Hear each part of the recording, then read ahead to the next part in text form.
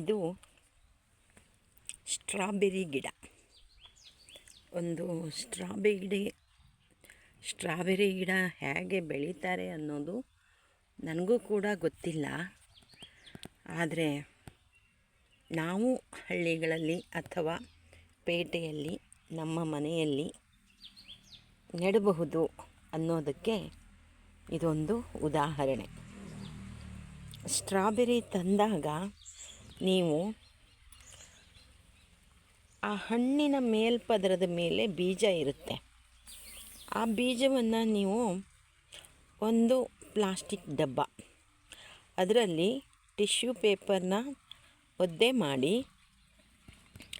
ಅದರಲ್ಲಿ ಆ ಸ್ಟ್ರಾಬೆರಿ ಹಣ್ಣಿನ ಮೇಲ್ಭಾಗವನ್ನು ನೀವು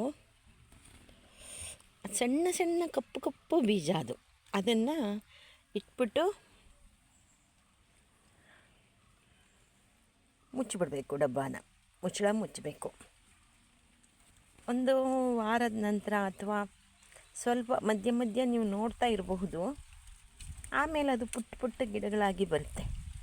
ಅದನ್ನು ಈ ಥರ ಒಂದು ಬುಟ್ಟಿ ಅಥವಾ ಪಾಟಲ್ಲಿ ಆ ಪುಟ್ಟ ಪುಟ್ಟ ಗಿಡಗಳನ್ನು, ಅಂದರೆ ನಿಮಗೆ ಗೊತ್ತಾಗಬಹುದು, ಒಂದು ಇಷ್ಟು ಎಲೆ ಆದಮೇಲೆ ಒಂದು 4 ಎಲೆ ಬಂದ ಮೇಲೆ ಮಣ್ಣಿನ ಮೇಲೆ ಇಟ್ಟು ಮತ್ತು ಅದನ್ನು ಮುಂದೆ ಬೆಳೆಸಬಹುದು. ಇದು ಸ್ಟ್ರಾಬೆರಿ ಗಿಡ. ಇಲ್ಲಿ 2 ಪಾಟಲ್ಲಿ ಸ್ಟ್ರಾಬೆರಿ ಗಿಡ ಇದೆ. ಒಂದರಲ್ಲಿ ಹೂವು ಬಂದಿದೆ, ತುಂಬ ಚೆನ್ನಾಗಿ ಬಂದಿದೆ. ಇದು ನಿಮಗೆ ತೋರಿಸ್ಬೇಕು ಅಂತ ನಾನು ತೋರಿಸ್ತಾ ಇದ್ದೀನಿ. ನೋಡಿ ಎಷ್ಟು ಸುಂದರವಾಗಿ ಬಂದಿದೆ ಹೂವು. ಇದು ಸ್ಟ್ರಾಬೆರಿ ಗಿಡದ ಹೂವು. ಇದು ನಂತರ ಕಾಯಿ ಬಿಡುತ್ತೆ. ಇದು ಹೂವಲ್ಲ, ಇದು ಕಾಯಿ. ಇಲ್ಲಿ ಕಾಯಿ ಸ್ವಲ್ಪ ದೊಡ್ಡದಾಗಿದೆ. ಗೊತ್ತಾಗ್ತಾ ಇದೆ ನಿಮಗೆ ಅಲ್ವಾ?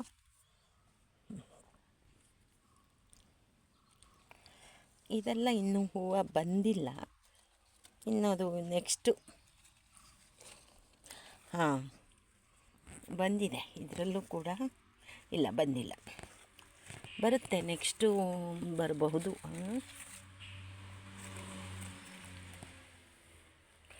ಇಲ್ಲಿ 3 ಗಿಡ ಇದೆ. ಇದು 1, ಇದು 2, ಇದು 3. ಒಂದು ಪಾಟಲ್ಲಿ, ಅಂದರೆ ಇದು ಬುಟ್ಟಿಲಿ ಮಣ್ಣು ಹಾಕಿರೋದು, ಮಣ್ಣು ಗೊಬ್ಬರ ಹಾಕಿ ಮಾಡಿರೋದು. ಬಂದಿದೆ, ತುಂಬ ಚೆನ್ನಾಗಿ ಬಂದಿದೆ. ಈ ಗಿಡದಲ್ಲಿ ಬಂದಿದೆ ಹೂವು ಮತ್ತು ಕಾಯಿ ಬಿಟ್ಟಿದೆ. ಹಣ್ಣು ಆಗಬೇಕು. ಇದು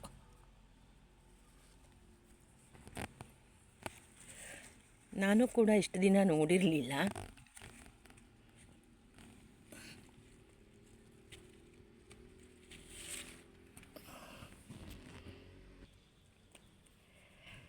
ಇದು ಇನ್ನೊಂದು ಪಾಟು, ಅಂದರೆ ಬುಟ್ಟಿ.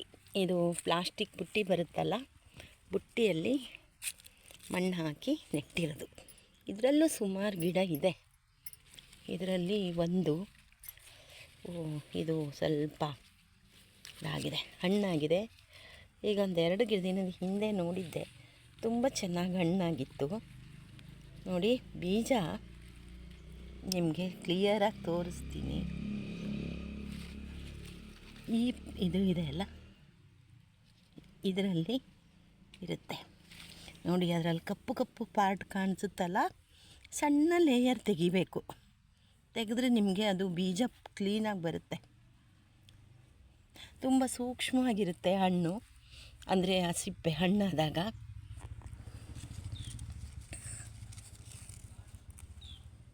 ನೋಡಿ, ಇದರಲ್ಲಿ ಬ್ಲ್ಯಾಕ್ ಕಾಣಿಸುತ್ತೆ.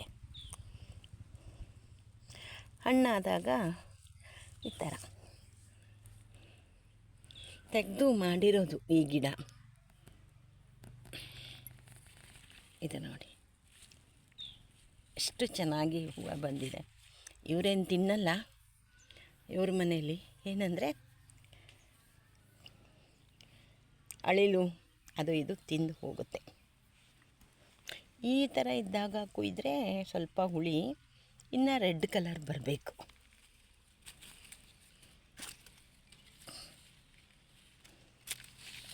ನೋಡಿ. ಎಷ್ಟು ಗೊಂಚಲು ಗೊಂಚಲಾಗಿ ಹೂವು ಬಿಟ್ಟಿದೆ. ಈ ಗಿಡವನ್ನೇ ನಾವು ಇನ್ನೊಂದು ಪಾಟಲ್ಲಿ ನೆಡಬಹುದು. ಬಟ್ ಕಾಯಿ ಇಲ್ದಿರೋ ಗಿಡ ನೀವು ನೋಡಿ ಬರಬೇಕು, ನೆಡಬೇಕು. ಇದರಲ್ಲಿ ಸುಮಾರು ಗಿಡ ಇದೆ. ಇದು ಒಂದು ಬಂಚು, ಇದೊಂದು ಬಂಚು, ಇದೊಂದು ಬಂಚು. ಇದರಲ್ಲೂ 3 ಬಂಚಿದೆ, 3 ಗಿಡಗಳ ಬಂಚು. ಒಂದರಲ್ಲಿ ಹಣ್ಣು ಬಿಟ್ಟಿದೆ, ಮಿಕ್ಕಿದ್ದೆಲ್ಲ ಇನ್ನು ಆಗಬೇಕು.